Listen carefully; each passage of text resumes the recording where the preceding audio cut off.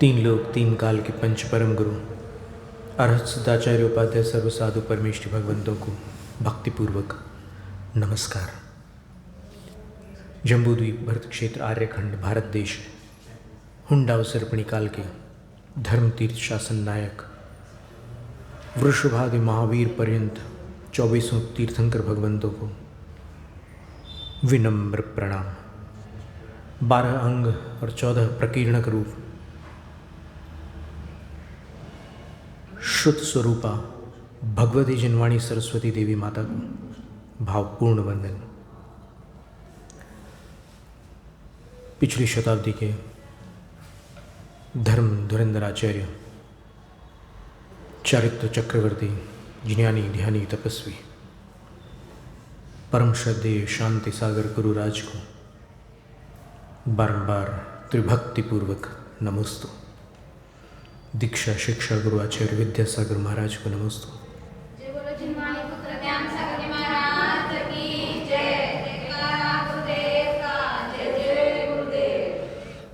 स्वात्मस्थितः सर्वगतः समस्त व्यापार वेदी विनिवृत्त संगः प्रवृद्ध कालोप्यजरो वरेण्यः पायादपायात् पुरुषः पुराण परैरचिन्त्यं युगभारमेकः स्तोतुं वहन् योगिभिरप्यशक्यः स्तुत्योद्यमेऽसौ वृषभो न भानु किमप्रवेशे विशति प्रदीपः तत्याज शक्रः शकनाभिमानं नाहं त्यजामिस्तवनानुबन्धम् स्वल्पेन बोधेन ततोऽधिकार्थं वातायनेनैव निरूपयामि। त्वं विश्वदृष्ट्वा सकलैरदृश्यो विद्वानशेषं निखिलैरवेद्यः वक्तुं कियान् कीदृश इत्यशक्यः स्तुतिस्ततो शक्तिकथा तवास्तु व्यापीडितं बालमिवात्मदोषैः रुल्लागतान् लोकमवापिपस्त्वम् हिताहितान्वेषणमान्द्यभाजः सर्वस्य जन्तु रसिबालवैद्यः दाता न हर्ता दिवसं विवस्वा नद्यश्वैत्यच्युतदर्शिताशः सव्याजमेवं गमयत्यशक्तः क्षणेन दत्सेऽभिमतन्नताय उपैति भक्त्या सुमुखः सुखानि त्वयि स्वभावाद्विमुखश्च दुःखम् सदा वदा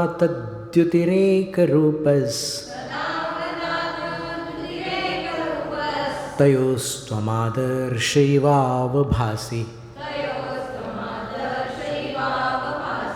अगाधताब्धेः स यतः पयोधिर्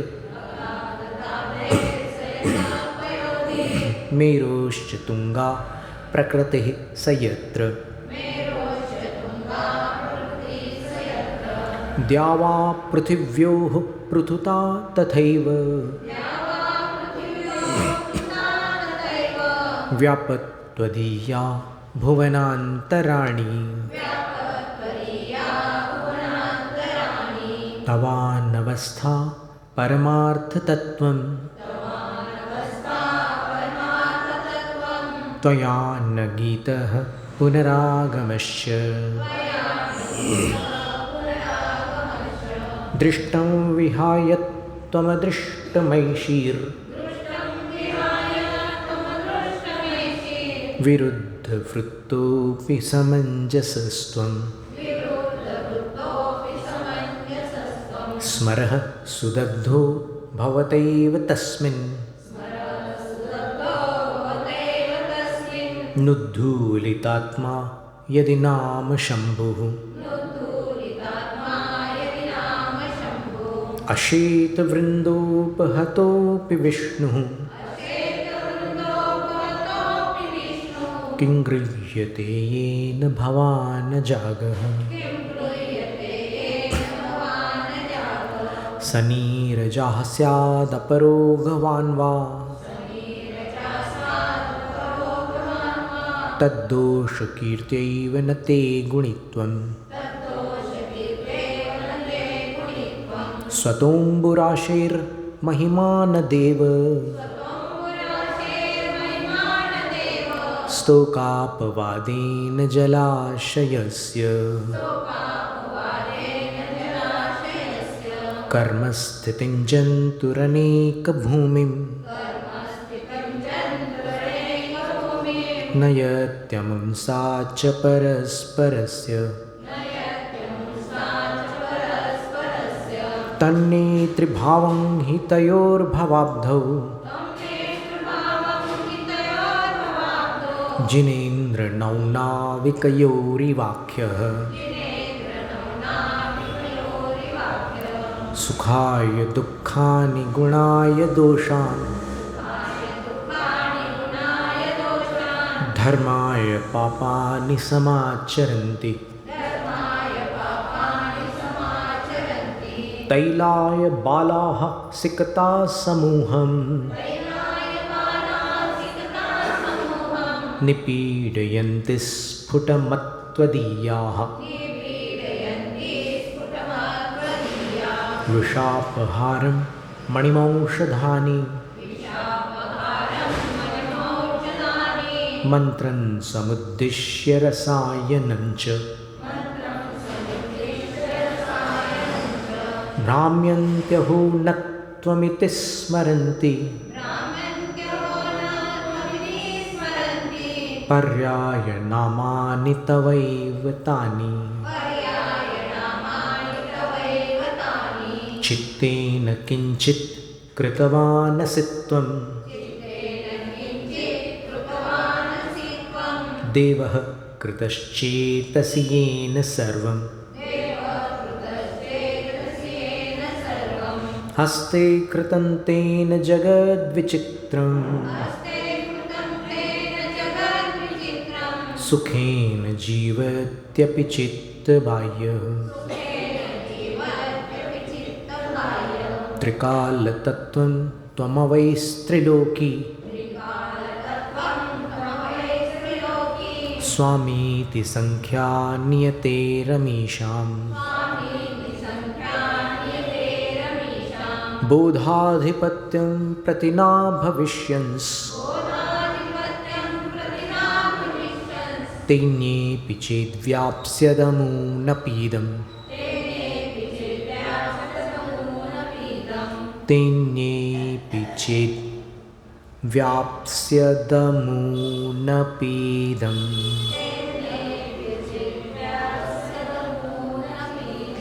नाकस्य पत्युः परिकर्मरम्यं नागम्य रूपस्य तवोपकारी तस्यैव हेतुः स्वसुखस्य भानु रुद्बिभ्रतश्छत्रमिवादरेण कोपेक्षकस्त्वं क्व सुखोपदेशः सचेत् किमिच्छा प्रतिकूलवादः क्वासौ क्व वा सर्वजगत्प्रियत्वं तन्नो यथा तथ्यमवेविचन्ते तुङ्गात् फलं यत् तदकिञ्चनाच्च प्राप्यं समृद्धान्न धनेश्वरादेः निरम्भसोऽप्युच्चतमादिवाद्रेर् नैकापि निर्यातिधुनीपयोधेः त्रैलोक्यसेवानियमाय दण्डं दध्रे यदिन्द्रो विनयेन तस्य तत्प्रातिहार्यं भवतः कुतस्त्यं तत्कर्मयोगाद् यदि वा तवास्तु श्रिया परं पश्यति साधु निःस्वः श्रीमान्न कश्चित् कृपणं त्वदन्यः यथा प्रकाशस्थितमन्धकारस् स्थायी क्षते सौ न तथा तमःस्थम् स्ववृद्धिनिःश्वासनिमेषभाजी प्रत्यक्षमात्मानुभवेऽपि मूढः किञ्चाखिलज्ञेयविवर्तिबोधस् स्वरूपमध्यक्षमवैति लोकः तस्यात्मजस्तस्य पितेति देव त्वामेव गायन्ति कुलं प्रकाश्य तेद्यापि नन्वाश्मनमित्यवश्यम् पाणौ कृतं हेम पुनस्त्यजन्ति दत्तस्त्रिलोक्यां पटहो विभूताः सुरासुरास्तस्य महान् स लाभः मोहस्य मोहस्त्वयि को विरोद्धुं मूलस्य नाशो बलवद्विरोधः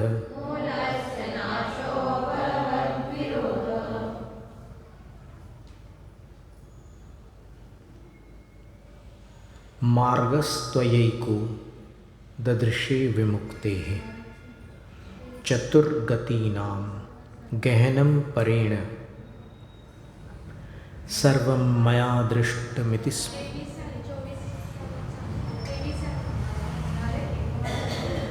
24वां हो चुका ना?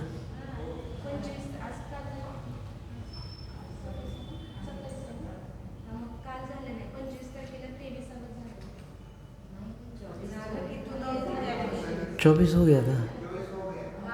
ये था कि मोह ने तीनों लोक में नगाड़ा बजाया था कि जिसमें मुझसे लड़ने की शक्ति हो वो सम्मुख आ जाए। सबको ललकारा था और जो सामने आए वो चाहे सुर थे या असुर, सब पराजित हो गए। तो तस्य महान स लाभ, उसके लिए, वो मोह के लिए तो बड़ा भारी लाभ हो गया, वो विश्व विजेता बन गया। लेकिन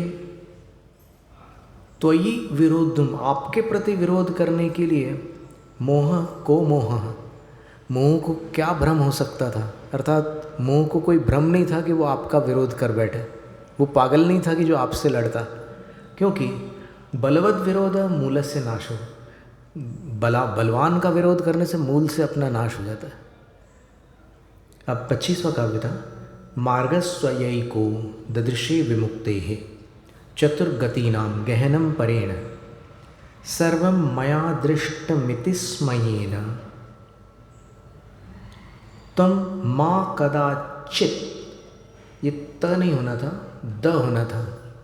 व्यंजन संधि का नियम है कि वहाँ पर त के स्थान पर द हो जाता है, क्योंकि सामने भुज का जो भू आया है ना, उसके कारण वो त का द बन जाएगा।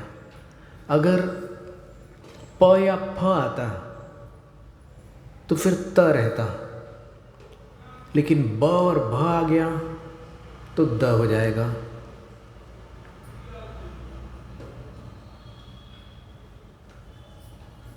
मार्गस्त्वयैको ददृशे विमुक्तेः,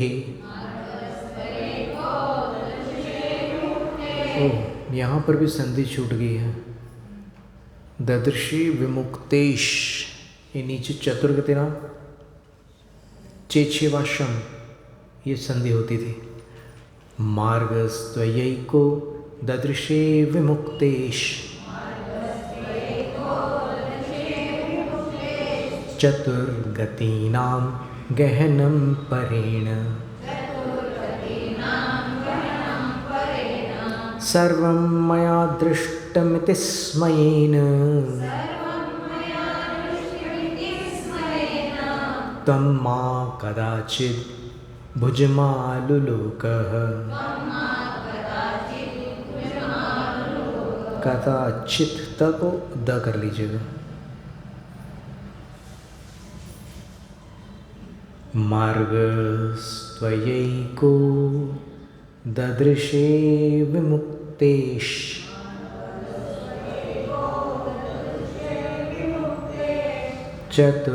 चतुर्गतीनां गहनं परेण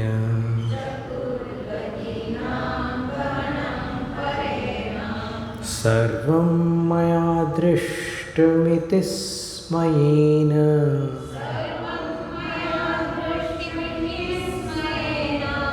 त्वं मा कदाचित् भुजमालुलोकः।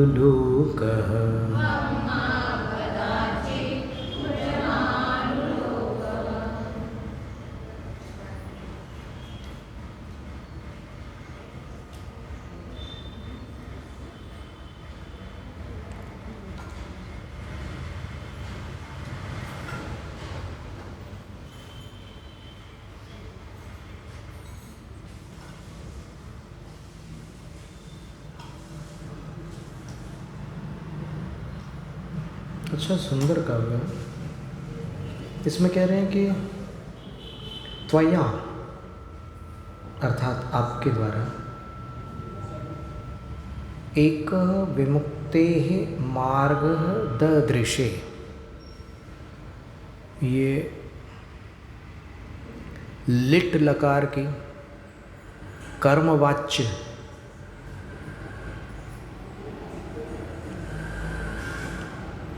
दृश्य धातु से बनी हुई ये शब्दावली है। ददृशे,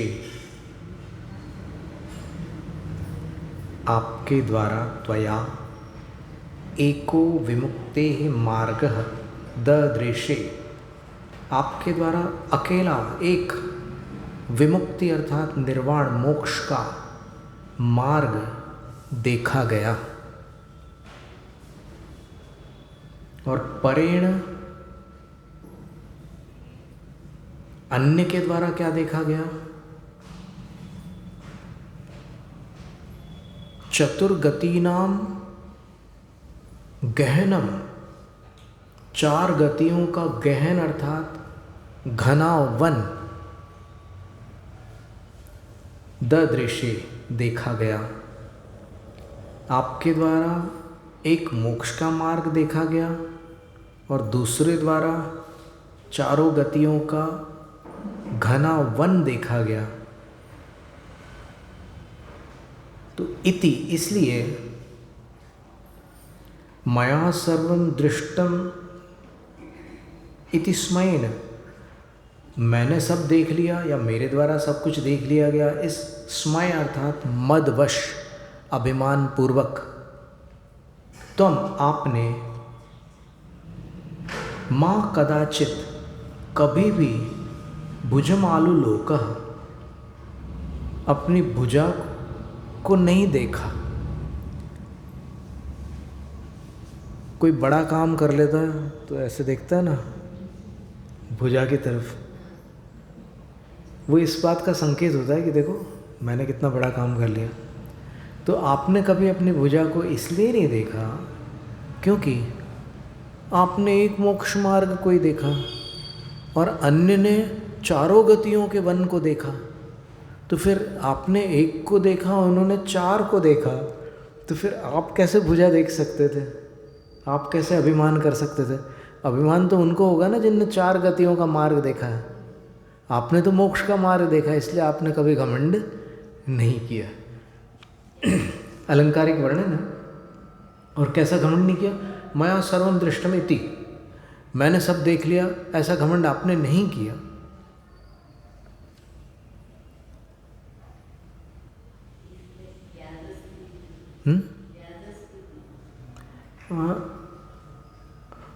कह सकते हैं। मतलब इसमें अपने को लग रहा है कि भगवान ने एक ही चीज़ देखी है, बाकी लोगों ने चार देखी है। तो ज़्यादा देखने वाले ज़्यादा घमंड करेंगे ना, कम देखने वाले कैसे घमंड कर सकते हैं? तो लगता है कि भगवान ने कम देखा है।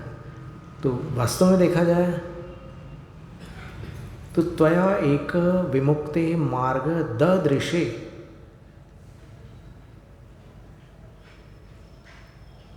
आपने एक मोक्ष का मार्ग दर्शाया और परेण चतुर्गति नाम गहनम ददृशे, और दूसरे ने चार गतियों का वन दिखलाया। यानी ये है कि जो भगवान की शरण में रहेगा उसको भगवान मोक्ष का मार्ग ही दिखाएंगे, और जो संसार में भटकने वालों की शरण में जाएगा उसको संसार मार्ग मिलेगा। तो इसलिए मया सर्वं दृष्टमिति स्मयेन, मैंने सब देख लिया, सब दिखा दिया, ऐसा अभिमान आप नहीं कर सकते थे। और उस अभिमान पूर्वक आपने कभी अपनी भुजा की ओर माँ आलुलोकः नहीं देखा। कदाचित यानी कभी। अब कदाचित का अर्थ ये लोग क्या है कि ये पश्चिम भारत में गुजराती में कदाच शब्द आता है, उसका अर्थ क्या होता है? उसका अर्थ डाउटफुल होता है ना।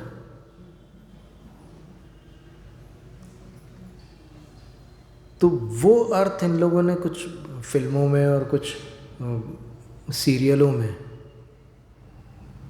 उस अर्थ में कदाचित शब्द का प्रयोग किया है। मतलब कदाचित का अर्थ है शायद, जबकि यहाँ पर कदाचित का अर्थ है कदापि, कभी।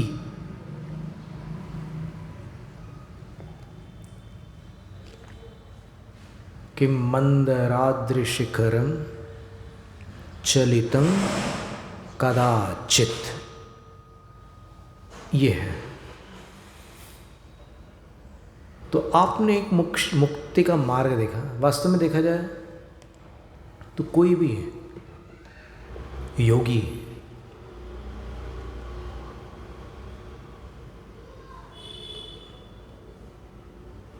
जब ये निर्णय कर लेता है कि मुझे अन्य किसी की आवश्यकता नहीं है, केवल मुक्ति ही मुझे इष्ट है, ये सबको अंत में करना होगा। मरते समय और क्या करोगे आप? मरण काल में किसकी आवश्यकता है आपको? एक सांस का ठिकाना नहीं, फिर आप आवश्यकताओं को कहाँ लेकर के जाओगे साथ में? कुछ नहीं चाहिए वहाँ। बस जो इच्छाएं की थी और जो इकट्ठा किया था उससे छुटकारा प्राप्त करना है, और वो बिल्कुल होश में होता है। ध्यान से सुनना इस बात को। ऐसा नहीं है कि आप अंत अवस्था में, अंतकाल में मूर्छित जैसी हालत हो गई आपकी और आप उस चेतना में चले जाओ, संभव ही नहीं है, कदापि नहीं। पूरी सचेत अवस्था में त्याग होता है, बेहोशी में कोई त्याग नहीं होता। और त्याग का नाटक हो सकता है, ज़्यादा कड़वा शब्द बोल रहे हैं ना, किसी को बुरा लग जाए तो लग जाए, लेकिन सत्य कभी कभी कड़वा सुनना ज़रूरी है, ताकि आपको एहसास हो कि ये धोखा ना करें अपन अपने साथ और दूसरों के साथ। कभी नहीं हो सकता। पूरी चेतना के साथ सचेत अवस्था में ही त्याग होता है, बेहोशी में त्याग नहीं होता। तो क्यों अपन नाटक करें त्याग का? अब कोई सोया हुआ है, उसके हाथ में आप पिछे कमंडल पकड़ा दो,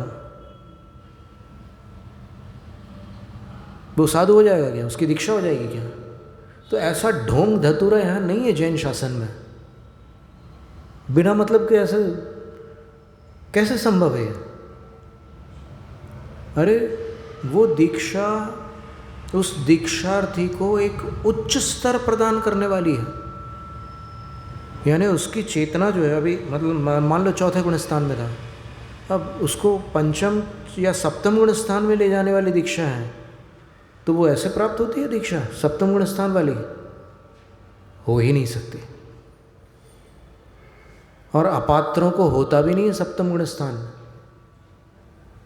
दीक्षा से अपात्रों को सप्तम गुण स्थान नहीं हो सकता। अपात्र कौन है? तो आज हम आपको कुछ गाथाएं बता देते हैं कि शास्त्र में बताया है कि दीक्षा सबको नहीं दी जाती। देखो, जैन शासन में ये बात प्रसिद्ध है कि आत्मा परमात्मा हो सकती है, पर ये पर बहुत खतरनाक शब्द है। कौन सी आत्मा को? कौन सी आत्मा परमात्मा हो सकती है? तो योगी की आत्मा होती है, सीधी सी बात है। भोगी की आत्मा तो परमात्मा नहीं हो सकती, इसमें कोई दूसरा विकल्प ही नहीं है।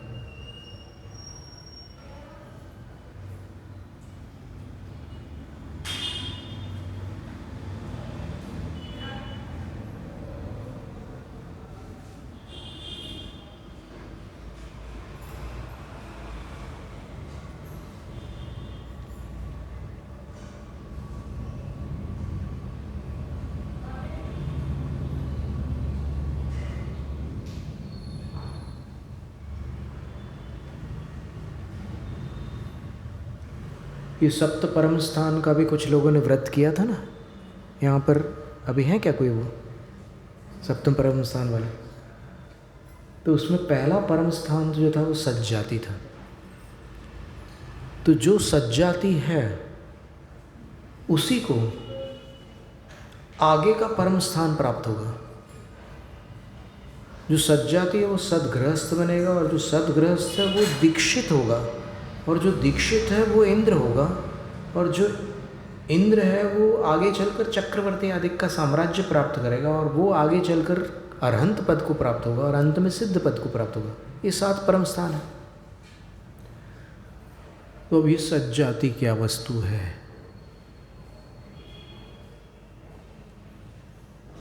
तो इस विषय में आगम का जो कथन है वो आपके सामने रखते हैं। देखो, किसी को बुरा मानने की बात नहीं है।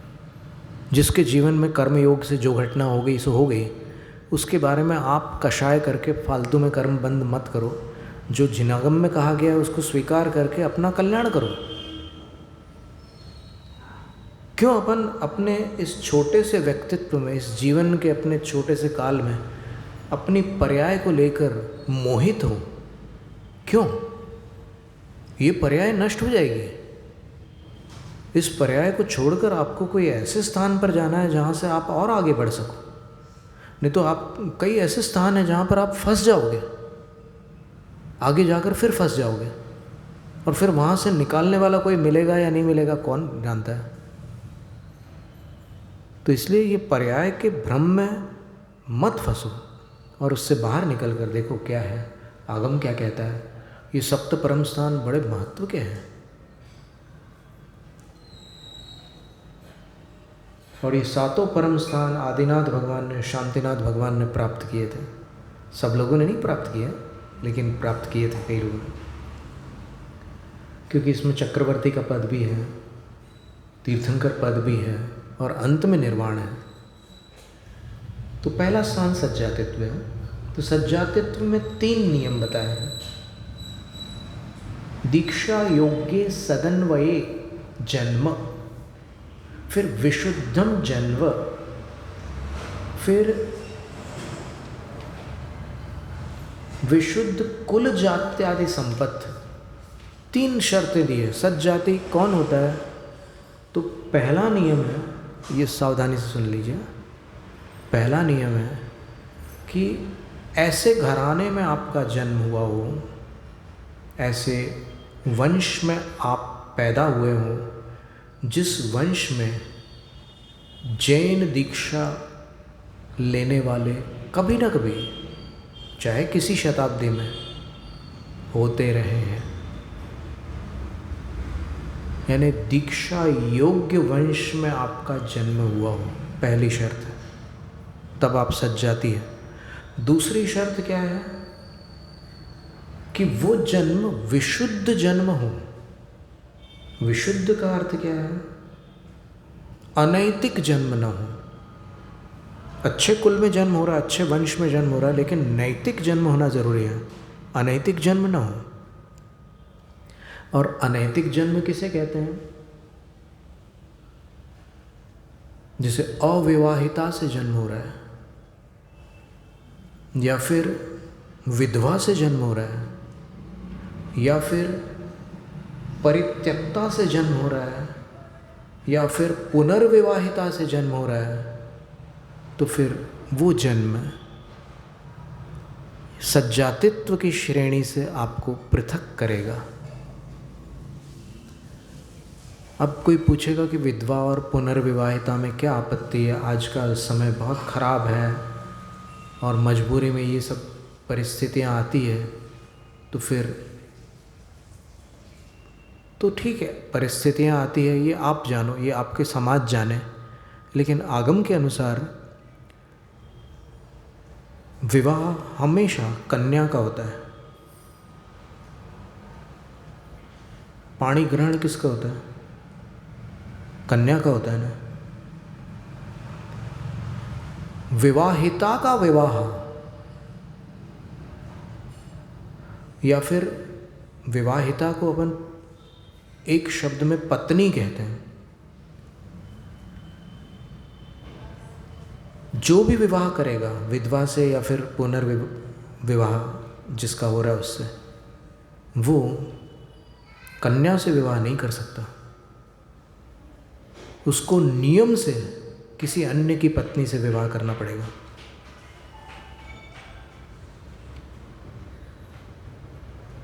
संबंध विच्छेद का वर्णन पुराने शास्त्रों में उपलब्ध नहीं होता, जिसको आज तलाक कहते हैं। अंग्रेजी में डाइवोर्स बोलते हैं और उधर इस्लाम मज़हब में उसको तलाक कहते हैं। यहाँ संबंध विच्छेद अनुवाद के रूप में कहते हैं। वास्तव में परित्यक्त संज्ञा है शास्त्र में। जैसे सीता जी जो थी वो परित्यक्ता थी, तो ये स्थिति तो होती है, लेकिन वो संबंध विच्छेद इसलिए संभव नहीं है क्योंकि वो आजीवन के संकल्प होते हैं। 7 फेरों में जो संकल्प लिए जाते हैं विवाह के समय, वो जीवन भर के लिए होते हैं। वो ऐसे बीच में बदलने के संकल्प नहीं होते। वो तो अनैतिक जन्म है शास्त्र की अपेक्षा से। लोक नीति की बात नहीं चल रही है यहाँ पर। शास्त्र की अपेक्षा से ये जन्म होगा तो फिर वो दीक्षा का पात्र नहीं है। विधवा का पुत्र, पुनर्विवाहिता का पुत्र कन्या का पुत्र और परित्यक्ता का परपुरुष से संबंध होने पर होने वाला पुत्र, ये सज्जातित्व से बाहर है। ये दूसरी बात हो गई। पहली बात क्या थी कि उस वंश में आपका जन्म हुआ हो जिस वंश में मुनि दीक्षा अधिक, आर्यिका दीक्षाएं वगैरह हुई हों। फिर दूसरा ये है कि नैतिक जन्म, विशुद्धम जन्म, मूल संस्कृत शब्द में लिखा है विशुद्धम जन्म लभते। जन्म लभते नहीं लिखा, जन्म लभते भी तो लिख सकते थे ना, लेकिन क्या लिखा, विशुद्धम जन्म लभते, यानी वो उसका जन्म विशुद्ध होता है, नैतिक होता है, तब वो सज्जाति होता है। और तीसरी बात कह दी कि पितुरन्वय शुद्धिर्या तत्कुलम परिभाष्यते मातुरन्वय शुद्धिस्तु जातिरित्यभिलभ्यते। विशुद्धिरुभयस्यास्य सज्जातिरनुर्वर्णिता। माँ का वंश जाति, पिता का वंश कुल, दोनों ही वंश हैं, लेकिन एक वंश मातृपक्ष का होने के कारण जाति कहलाता है, दूसरा वंश पितृपक्ष का होने के कारण कुल कहलाता है। तो जाति और कुल उभयस्यास्य विशुद्धि, इन दोनों की विशुद्धि अर्थात पवित्रता होगी, तब जो संतान होगी वो सज्जाति की श्रेणी में अनुवर्णित है। ये किनके वचन हैं? जय धौला के रचनाकार भगवत जिनसेन आचार्य कह रहे हैं। इसलिए इसको अपन यही मानकर चलें कि यही जिनेंद्र के वचन हैं। ये उनकी कल्पना नहीं है, ये जिनेंद्र भगवान के वचन हैं। और अपवाद व्यवस्था तो हमारी जानकारी में नहीं है। अभी आप आगम में जो कुछ लिखा है वो हम आपके सामने रख रहे हैं। हनुमान जी का जन्म तो परित्यक्ता होने पर भी परपुरुष से नहीं हुआ था, इसलिए हनुमान जी तो हाँ विवाह पूर्वक हुआ। हनुमान जी का जन्म विवाह पूर्वक हुआ नहीं, हो चुका था। और विवाह के 22 वर्ष बाद पवनंजय को उनके प्रति सहानुभूति उत्पन्न हुई और फिर उनका पुत्र हुआ। 22 वर्ष तक तो उसने ठुकराया पवनंजय ने अंजना को, और असहनीय वेदना प्रदान की उन्होंने। और उसके उपरांत उनको पश्चाताप हुआ कि मैं गलती कर रहा हूँ, मेरी समझ में चूक हो गई है। और फिर उसने जाकर के क्षमा मांगी, पहले तो अंजना से क्षमा मांगी और फिर उनको पुत्र हुआ। लेकिन पुत्र होने से पहले उनको कहीं युद्ध में जाना पड़ा और सास को विश्वास ही नहीं हुआ कि उनका पुत्र हो सकता है, तो सास ने उनको निष्कासित कर दिया। तो वो परित्यक्ता नहीं थी, वो निष्कासिता थी। सीता परित्यक्ता थी क्योंकि राम ने संकल्प करके त्याग किया था कि अगर प्रजा को महारानी पर शंका है तो मैं महारानी का परित्याग करता हूँ। ये परित्याग था उनका। तो सीता परित्यक्ता थी, अंजना निष्कासित थी।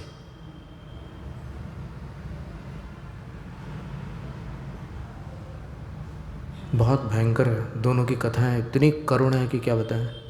पंडित पन्नालाल साहित्याचार्य जी बता रहे थे कि मैं जब पद्म पुराण की हिंदी लिख रहा था, मेरे सामने संस्कृत प्रतियां थी, 3 भाग थे, नाथुराम प्रेमी ने छपवाए थे संस्कृत में। कई भाग, बहुत सारे ग्रंथ उन्होंने शुद्ध संस्कृत में छपवाए हैं नाथुराम प्रेमी ने। तो पंडित पन्नालाल जी ने उनसे पूछा कि आप ये संस्कृत में क्यों छपवा रहे हो, कौन पढ़ेगा, संस्कृत कौन पढ़ता है? तो उनने कोई उत्तर नहीं दिया। फिर पंडित जी ने जब हिंदी अनुवाद किया तो फिर नाथुराम प्रेमी ने कहा कि मैंने इसलिए छपवाया था कि तुम जैसे विद्वान इसका अनुवाद करोगे। और वो बता रहे थे कि मैं जब कानपुर में दशलक्षण पर्व के लिए गया व्याख्यान देने के लिए, तो जो खाली समय होता था उस समय मैं ये संस्कृत से हिंदी करता था पद्म पुराण की। तो जब मैं 16वां और 17वां पर्व संस्कृत से हिंदी कर रहा था तो मेरे बाजू में एक रुमाल रखा था, मैं एक एक श्लोक की हिंदी लिखता था फिर ऐसे करके आँख पोंछता था, फिर और श्लोक की हिंदी करता था, फिर आँख पोंछता था। अंजना सती का वर्णन है। तो मैंने वो पूरा अनुवाद रोते रोते किया बोले। और वो तो ऐसा प्रसंग है कि पत्थर दिल भी पिघल जाए। जब हम राम कथा करते हैं और जब हम उसको काव्य में गाते हैं, तो फिर उस संगीतकार ने बोला था हमसे, जो हमारे साथ बजाते थे, उनने बोला कि महाराज उस समय मैं सिर्फ इस पर ध्यान देता हूँ, संगीत पर। अगर उन शब्दों पर मैं ध्यान दूँ तो मैं बजा नहीं सकता बोले। और जब पूरा गीत संपन्न हो जाता है तब फिर वो अपने आंसू पोंछते हैं। तो इतनी करुण कहानी थी वो। तो हनुमान भी सज जाती थे, लव कुश भी सज जाती थे, इसमें कोई संदेह नहीं है। तो तीसरा उन्होंने ये बताया कि माता का वंश भी कहीं से कलंकित न रहा हो, दूषित न रहा हो, और पिता का वंश भी शुद्ध रहा हो, तब सज जाती होती। कितनी बड़ी बात है ये। इसके लिए कितने पुण्यशाली होकर के जन्म लेने की आवश्यकता है। और इसको आज मनुष्य जवानी में राग के कारण कहीं भी किसी को भी चुनकर अपना जीवन साथी बनाकर सज्जातित्व का घात कर देता है। और सरकार तो उसका समर्थन करती है कि भाई सबका सबके साथ हो जाए, सब जातिवाद को मिटा दिया जाए। हमने पहले भी कहा था कि प्रत्येक जाति के अपने आनुवांशिक गुण हैं जो अन्य कहीं नहीं मिल सकते। जैसे ये मिरज में जो लोग सितार और तानपुरा और सारंगी और वो जो वाद्य बनाते हैं, वो कोई अगर उनसे सीखेगा, कोशिश करने पर भी वो चूक हो जाएगी इससे। लेकिन उनके यहाँ जो बच्चे हैं, पैदा होने वाले उनके यहाँ के जो बच्चे हैं, वो जब किशोर अवस्था में आते हैं तो वो बनाना चालू कर देते हैं। वो तानपुरा बना लेते हैं, सितार बना लेते हैं, स्वरमंडल बना लेते हैं। ऐसे ही बंगाल में भी है ऐसे वंश हैं कि जहाँ पर पीढ़ियों से, शताब्दियों से वही काम होता है। तो वो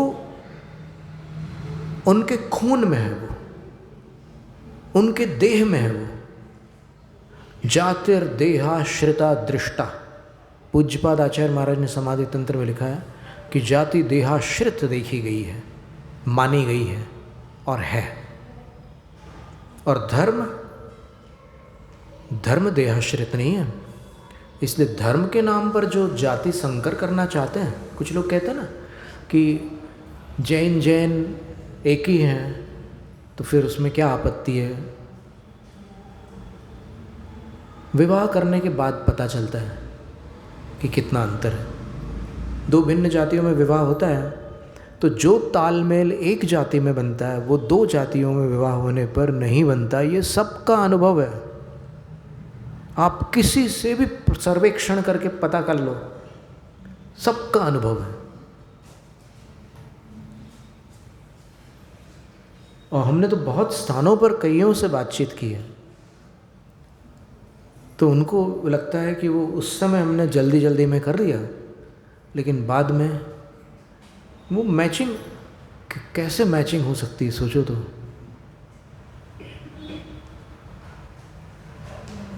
कई बार भाई बहन में भी मतभेद होते हैं, जबकि भाई बहन का मन बहुत मिलता जुलता है, लेकिन उनमें भी मतभेद हो जाते हैं।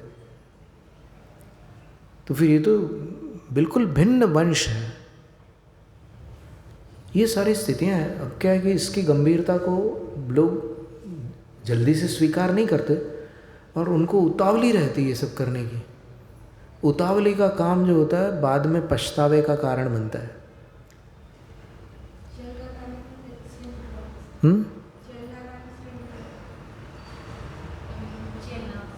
चेलना रानी और राजा श्रेणिक दोनों क्षत्रिय थे। दोनों क्षत्रिय वर्ण के ही कुलों में जन्मे थे और उन कुलों में विवाह संबंध होते थे उस काल में। तो इसलिए जाति भी उनकी विवाह योग्य थी, अयोग्य नहीं थी। और देखिए, कुछ जो महापुरुष होते हैं उनके कुछ भिन्न कानून कायदे होते हैं, उनके कुछ भिन्न नियम होते हैं, क्योंकि उनका पुण्य भी विशाल होता है, उनका क्षेत्र भी विशाल होता है। अब चक्रवर्ती की हजारों रानियां हैं, उनमें से कई भूमि गोचरियों की कन्याएं हैं जो इनसे विवाहित हुई है और रानियां बनी हैं। कुछ विद्याधरों की कन्याएं भी रानियां बनी हैं, और कुछ म्लेच्छ राजाओं की पुत्रियां भी रानी बनी हैं। वो भी राजपुत्रियां थीं, रानी बन गई। तो वो महापुरुषों की बात भिन्न है। और उस काल में केवली, शुद्ध केवली और महारिद्धिधारी साधु भी होते थे। तो उनके चरण मूल में कई दोषों का निवारण शक्य था, जो इस काल में संभव ही नहीं है। इस काल में तो अपने को जो पूर्वाचार्यों का निर्देश मिला है कि उन्होंने अरहत बलि आचार्य महाराज ने संघ भेद किया। संघ भेद कैसा किया कि संघ तो एक ही थे, लेकिन वो आए बोले कि हम अपना संघ लेकर के आए, हम अपना संघ लेकर के आए। तो फिर उनके मन में विचार आया कि ये अपना अपना शब्द क्यों बोल रहे हैं ये आचार्य, यहाँ तो हम सब एक ही थे। तो ये इनके, अब ये काल का प्रभाव है। वो समझ गए कि इस काल में अपना अपना ये चीज़ बढ़ जाएगी। तो फिर उनने 4 संघ किए, मूल संघ के 4 भेद किए, सिंह संघ, सेन संघ, देव संघ और नंदी संघ। और फिर बोले कि इन 4 में जो भेदभाव करेगा वो मिथ्या दृष्टि है। ये भी बात थी, इन 4 में भेदभाव करने वाला मिथ्या दृष्टि है। तो ये भेद हो गए 4। अब इसमें देव संघ वाले कौन कौन है? कोई ऐसे आचार्य हैं जिनका नाम देव से पूर्ण हो रहा है?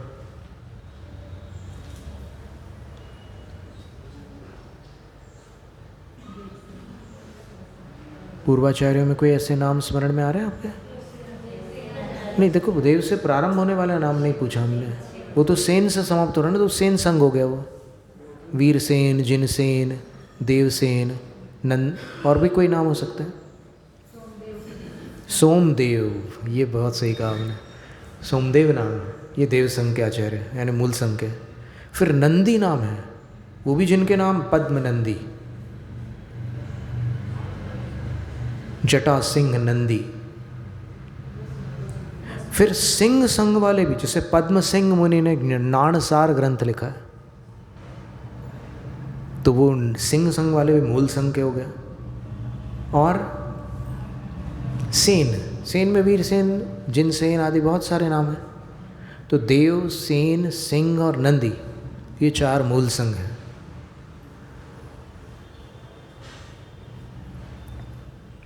तब उसी काल में महाधिक रिद्धिधारी साधु थे।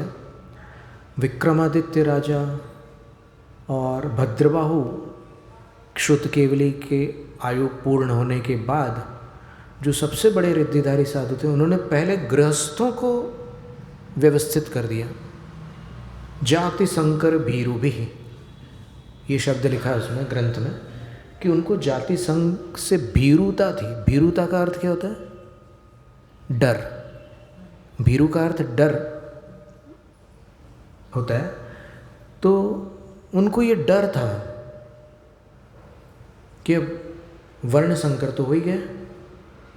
जैसे ही राजा विक्रमादित्य की आयु पूरी हुई तो प्रजा स्वच्छंद चारिण्यों प्रथा पाप मोहिता जाता, प्रजा जो है पाप से मोहित हो गई और स्वच्छंद आचरण करने लगी। पैसे कमाने के लिए उस काल में विक्रमादित्य राजा के पश्चात जो प्रजा थी वो एक दूसरे की आजीविका करने लगी, नीचे वाले ऊपर वालों की आजीविका करने लगे। तो वर्ण संकर हो गई पूरी प्रजा। उत्तर पुराण में भी ये बात लिखी हुई है कि उस समय पूरी प्रजा वर्ण संकर हो गई। तब उस समय जो आचार्य थे उनको ये चिंता हुई कि वर्ण संकर तो हो गई, अब उसका क्या करें? हो गई, कम से कम जाति संकर ना हो, क्योंकि जाति संकर हो जाएगी तो फिर दीक्षा रुक जाएगी। इसलिए जाति संकर ना हो इस भावना से उन्होंने फिर ग्राम नगर आबिधा, उन्होंने गांव और नगरों के नाम से जातियों का विभाजन किया। 84 जातियाँ उन्होंने, ये पंचम काल की बात है, जैनों की 84 जातियाँ, पूरी कविता है उस पर, हमारे पास है उसकी कविता।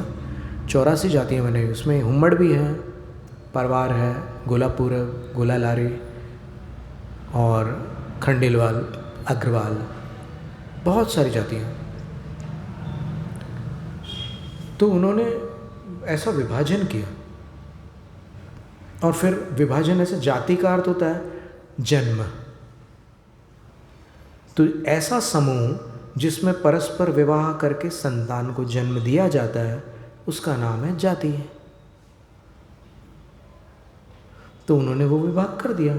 तो अब एक जाति में दूसरी जाति का अगर संबंध होगा तो फिर वो जाति का मिश्रण कहलाएगा। मिश्रण का अर्थ संकर, सदोष मिश्रण को संकर कहते हैं। तो ये सारी चर्चा है, अब जितना आप बच सकें उतना अच्छा है।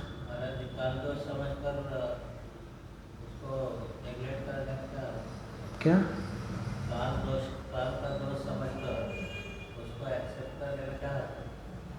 जो आधुनिकता है उसको स्वीकार करने में क्या आपत्ति है, ये पूछ रहे हैं आप। आधुनिकता को देखो, अगर रिद्धिधारी साधु को जिस चीज़ का डर था वो तो निश्चित ही डरावनी चीज़ होगी ना,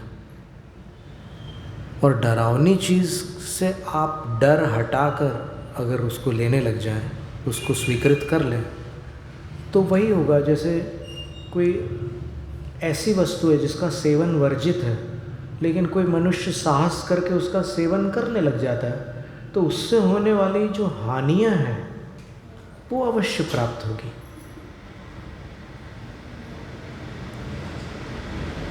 जैसे जैन परिवार में बचपन से मांस मदिरा आदि के प्रति एक डर रहता है हर जैन को, लेकिन मान लो गलत संगति में पड़कर कोई इन चीज़ों का सेवन करने लग जाए तो फिर इनसे होने वाली हानि उसको होगी। इनसे होने वाला जो कर्म बंध है अवश्य में वो होगा, और कर्म फल निश्चित प्राप्त होगा। तो जो व्यवस्था इतने बड़े रिद्धिधारी आचार्य दे गए हैं, उस व्यवस्था का उल्लंघन कोई सम्यक दृष्टि जीव क्यों करेगा? बस इतना विचारने की बात है। बाकी तर्क तो सबके पास होंगे, तर्कों का तो कोई अंत नहीं है। जिसको जो चीज़ पसंद होती है उसकी पुष्टि के तर्क वो अपने पास रखता है, जेब में, अपनी पोटली में तर्क रखता है वो हमेशा अपने साथ, और किसी ने कुछ बोला तो फिर वो प्रस्तुत कर देता है। तो ये ज़रूरी नहीं है कि किसी के तर्क से अगर कोई निरुत्तर हो जाए तो वो बात सच्ची ही हो, ये अनिवार्य नहीं है।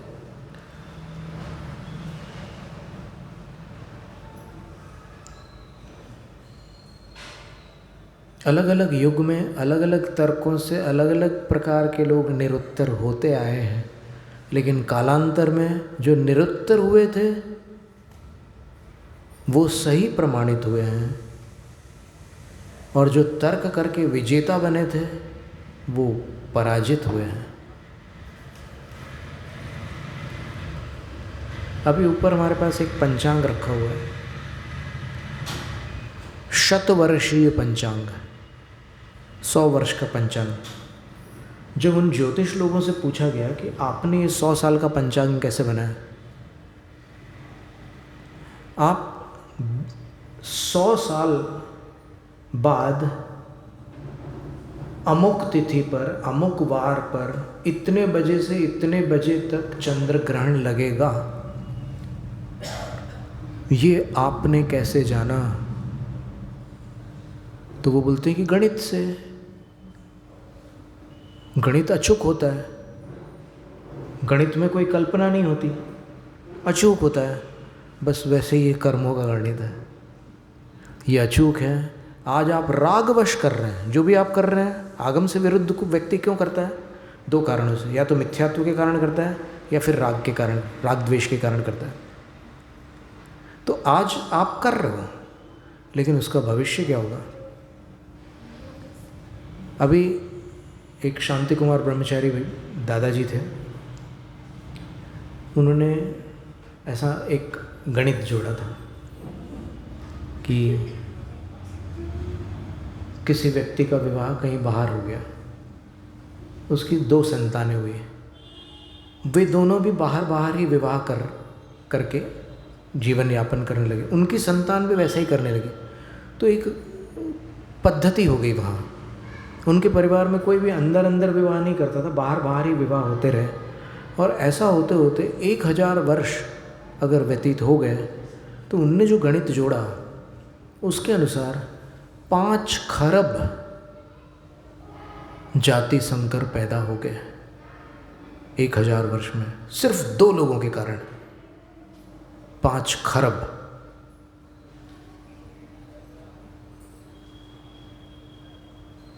तो ये सारी चर्चाएं हैं। फिर ये आगम के श्लोक हमारे सामने हैं, उसके आधार पर हम बोल रहे हैं। हम अपने मन से कोई अपना नया पंथ नहीं चलाना चाहते, क्योंकि हमें आवश्यकता ही नहीं है कोई नए पंथ की। हमें खुद बड़ी मुश्किल से ये जिनेंद्र देव का पंथ मिला है, क्या करेंगे नया पंथ लेकर के? पुराना ही ओल्ड इज़ गोल्ड, यही काफ़ी अपने लिए। तो ये जो शास्त्र के वचन थे, ये सज्जाति की ये परिभाषा थी। एक विद्वान ने कहा था कि मुझे एक बहुत बड़ी गणिनी माता जी भी बता नहीं पाई कि सज्जाति क्या है। अब क्या पता उनकी बात कितनी प्रामाणिक है, अपन नहीं कह सकते, लेकिन चलो ठीक है, वो नहीं बता पाई होंगी, पर ये श्लोक तो बता रहे हैं ना आपको कि सज्जाति का अर्थ क्या होता है। 3 चीज़ें आपकी स्मृति में बैठी कि नहीं? पहली चीज़ क्या थी?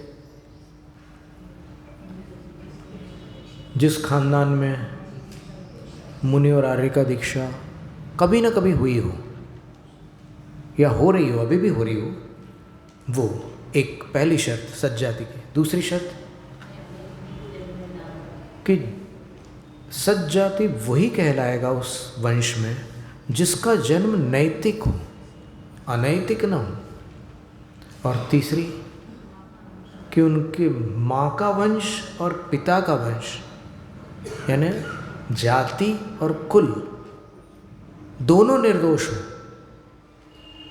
तब जो जन्मा हुआ बालक है वो दीक्षा का पात्र है। फिर कोई कहे कि वो बालक अगर गलत काम करता है और फिर वो जो दूसरे लोग हैं वो लोग अच्छा काम करते हैं, तो देखो, काम करना तत्कालीन है, काम करना उनकी मानसिकता है, लेकिन शरीर जो है वो थोड़ी बदल जाएगा।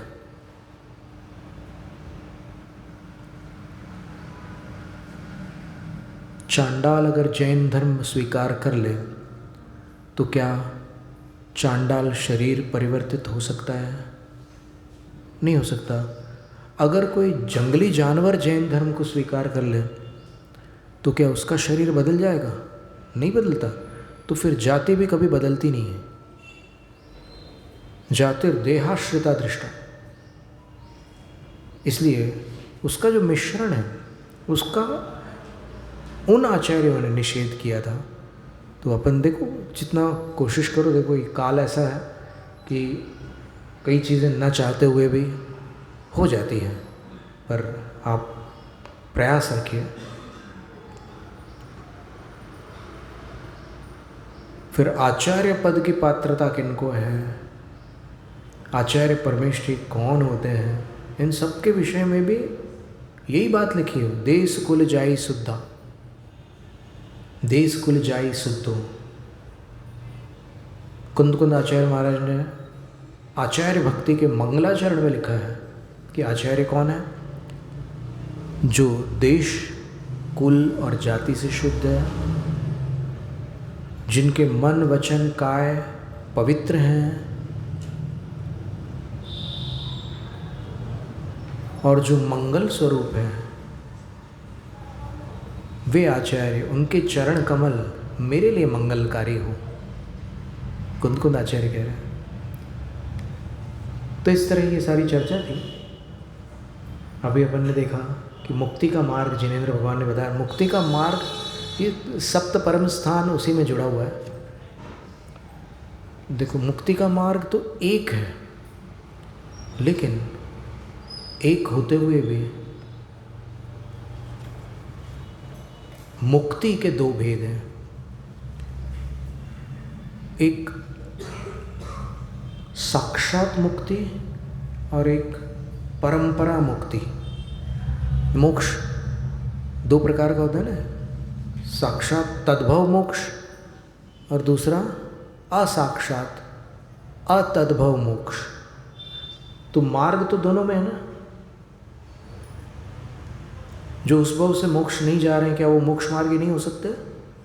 हो सकते हैं। तो मार्ग दोनों में। अभी इस पंचम काल में मोक्ष नहीं है तो मोक्ष मार्ग है कि नहीं है? तो मार्ग एक ही है, लेकिन मोक्ष की प्राप्ति दो प्रकार से होती है। एक तद्भव होती है और दूसरी अतद्भव होती है। तो इस समय चाहे मुनि हो या आर्यिका हो या क्षुल्लक कीलक आदि कोई भी हो, सारे मोक्ष मार्गी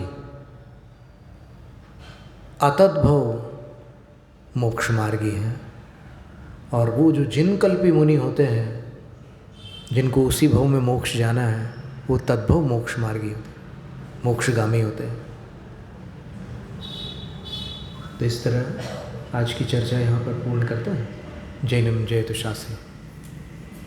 स्तोत्र पठन में मेरे द्वारा यदि जो कहीं कहीं प्रमाद से कुछ अर्थ वाक्य पद मात्रा छूट गई, सरस्वती मेरी उस त्रुटि को क्षमा करें और मुझे कैवल्य धाम में माँ अविलंब धरे। वांछित फलदात्री चिंतामणि सदृश मात तेरा, वंदन करने वाले मुझको मिले पता मेरा।